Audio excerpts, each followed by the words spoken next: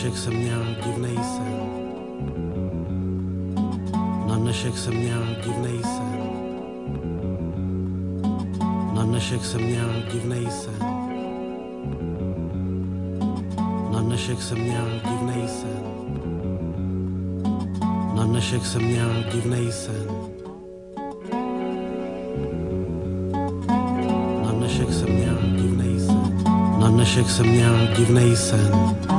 Slunce pálilo a před salonem stál v prachu dav, v tvářích cejch očekávání.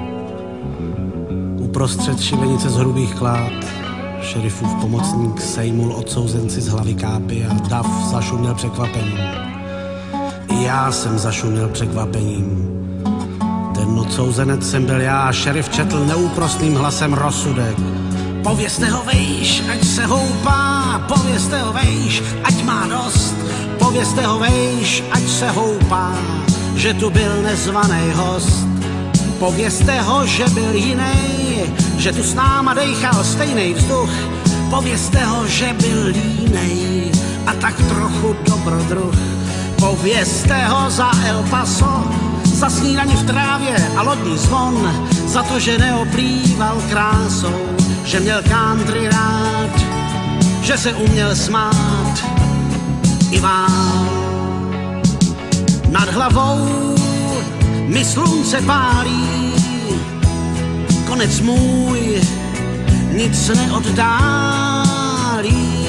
Do mých snů se dívám zdáli a douší mi stále zní tahle píseň poslední. Povězte ho za tu banku, který zrujnoval svůj vklad, za to, že nikdy nevydržel na jednom místě stát. Nad hlavou mi slunce pálí, konec můj nic neoddálí. Do mých snů se dívám zdáli a douší mi stále zní tahle moje píseň poslední. Povězte ho vejš, ať se houpá, povězte ho vejš, ať má dost. Povězte ho vejš, ať se houpá, že tu byl nezvaný host.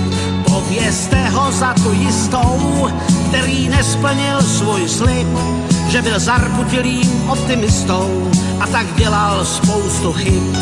Povězte ho, že se koukal a že hodně jedl a hodně pil, že dal přednost jarním loukám a pak se oženil a pak se usadil a žil. Povězte ho vejš, ať se houpá, povězte ho vejš, ať má dost. Povězte ho vejš, ať se houpá, že tu byl nezvaný host. Povězte ho vejš, ať se houpá, povězte ho vejš, ať má dost.